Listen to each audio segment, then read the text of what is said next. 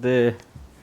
오늘 전체적으로 많은 옵티머스 얘기도 하고 그러셨지만 전체적으로 전력계통에 관련된 의원님들 질의가 많았던 것 같은데요. 저도 좀 전력계통 관련해서 좀 질의를 드릴 텐데 우리 한전 사장님하고 전력거래 사장님께서 좀 답변해 주시겠습니다. 우리 보통 그 변전소 짓는데 한 3년, 한 7년 정도 걸리죠. 네. 변전 네. 짓는데 한 5년 정도는 5년 정도 걸린 거예요. 네. 네. 지금 이런 상황에서 지금 속도로 정부가 추진하고 있는 재생에너지 3020 가능할까요? 제가 다시 물어볼게요. 현재 3020 30년간 20%의 그 신재생 에너지를 생산하는 건데 이게 그 발전 비중이 20%입니까? 실제 발전된 에너지를 사용하는 비중이 20%입니까? 대답해 보세요. 발전 비중입니다. 예. 예? 발전 비중 20%죠. 예. 그잖아요. 그러면 실제 에너지 사용된 비율은 훨씬 낮을 수 있겠죠. 그죠?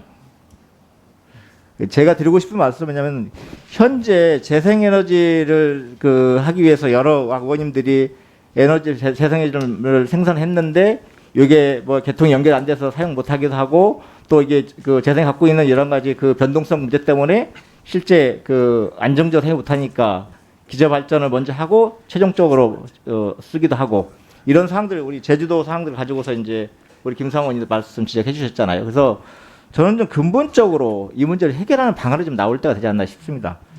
지금 아시다시피 지금 기존의 송전선로를 만들 때 교류형 송전선을 만들 때 지역 민원 많이 발생하죠. 고압 송전선 만들 때. 그렇습니다. 네, 그러니까 지난 5년 동안 송전선로 만들 때 주변 지역에 대한 특별 지원 사업으로 한 어느 정도나 지원 예산이 쓰여졌습니까?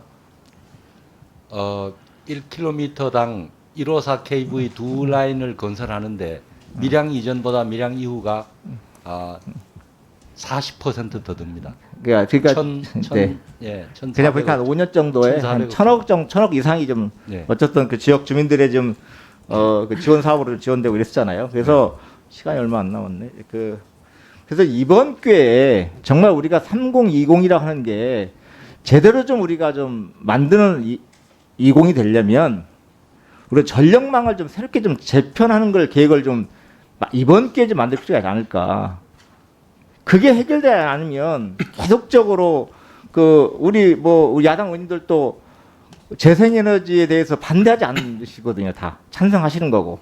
물론 원자력 발전에 대해서 시기가 어느 시기에 종결시키냐에 대해서는 이견들이 있는 거지만 어쨌든 신재생 에너지 비중을 높이는 것에 대해서 여야가 일치하고 있는 건데 이런 방법에 대해서 이게 좀 전력 인프라가 깔리지 않는 거. 기존의 전력망으로 갖고는 절대 해소될 수 없는 이런 한계를 갖고서 지적도 하시는 거고. 그 인식은 저희도 같은 인식이거든요. 그러면 기존의 전력망과 새롭게 신재생 에너지를 사용할 수 있는 전력망을 분리해서 구축하는 것도 검토할 필요가 있겠다. 더 나아가서 지금 새만금적인 대규모의 신재생 에너지 사업을 하고 있는데 여기에는만 별도의 그걸 뭐라고 표현하죠?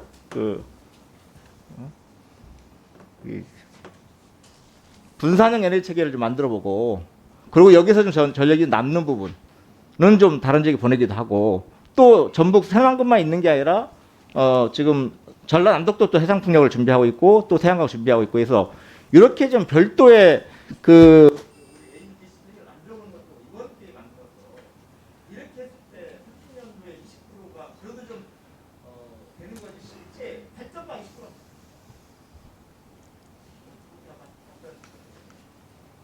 네, 제가 먼저 좀 말씀드리겠습니다. 제가 3020이 될 것인가에 대해서는 제가 정책적으로 판단을 해야 될 문제여서 제가 지금 얘기는 적절하지 않은 거고 지금 의원님이 얘기하신 것에 대한 제가 적절한 답이 될지는 모르겠습니다만 조금 설명을 드리면은 그 얘기를 우려하시는 거 아닌가 싶습니다. 이전에는 발전소 입지를 정하고 송전소를 건설해도 문제가 없었습니다. 왜냐? 적어도 기존의 원전이 10년, 석탄 5년, LNG 3년 이상 걸리고 손정만 같은 경우는 이제 민원만 없으면 일찍 가거든요. 그걸 발전소 리드하고 송전망에 팔로우하면 되었습니다. 그런데 아시다시피 재생가능해지는 태양광 풍력은 건설하기 1년도 채 안 걸립니다.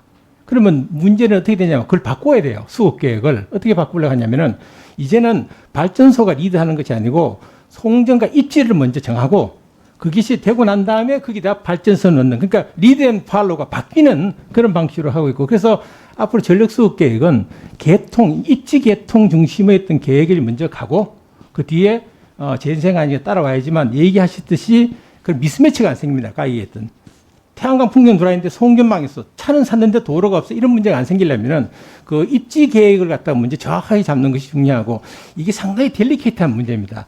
입지를 먼저 잡는다는 것이. 그래서 그런 부분에서는 제가 의원님들께 부탁을 드리는데요. 그 입지 계획을 미리 국가적으로 잘, 그것도 유리한 지를 정해야 됩니다. 태양광이나 풍력이 입지가 좋고 빛이 좋고 바람이 좋은데 이런 걸 정하면 그게 여러 가지 또 민원이 생기고 논란이 생길 수 있는데, 그걸 국회 차원에서 보다 합리적으로 컨센서스를 얻어서 입지를 딱딱 미리 정해놓으면은 거기에 맞춰서 송전망하고 다음에 태양광이나 풍력을 넣고 이렇게 되면은 아까 말씀하셨듯이 3020을 달성하는데 적어도 그게 굉장히 플러스 요인으로 작용할 수 있겠다라는 정도로 말씀드렸는데, 그게 의있는 질문에 대한 제가 적절한 답이 된지는 모르겠습니다만 저는 일단 그런 차원에서 좀 말씀을 드리고 싶습니다. 예.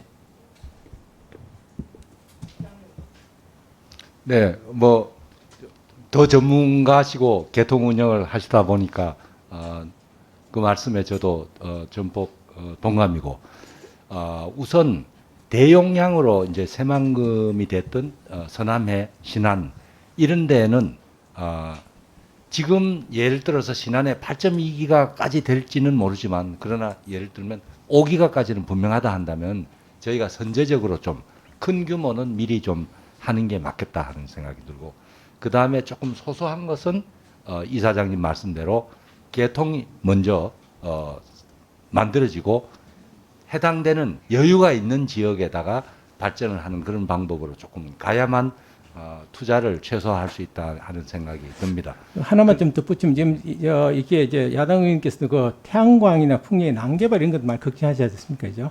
그걸 막을 수 있는 방법도 입지 계획을 정확하게 먼저 세우는 것도 난개발을 막을 수 있는 하나의 방법이기도 합니다. 예, 그 추가적으로 말씀드리겠습니다. 그러니까 제 생각에 보급을 갖다 빨리 미스매치를 없애가지고 빨리 3020에 도달할 수 있는 방법이기도 하지만 난개발을 막을 수 있는 그런 방법이기 때문에 앞으로 그 입지 계획 같은 게 굉장히 또 중요해지라고 생각을 하고, 의원님들 많은 관심을 가져주시면 고맙겠습니다. 예. 그런데 결국은 대규모는 다시 또 수도권으로 가져가는 문제가 있습니다. 그래서 저희는 사실 쉽지 않지만 이 8만 3천 개가 되는 소규모 발전 사업자들이 나중에 분산형 전원을 이룰 수 있는 여지가 훨씬 많기 때문에 그 점에 있어서 상당히 중요하다고 생각하고 있습니다. 전체 합하면 규모는 14기가밖에 안 되지만 그래도 자체적으로 소비를 할 수 있다든지 또는 그 지역에서 쓸 수 있는 여지가 있다든지 하는 점에서 중요하다고 생각합니다.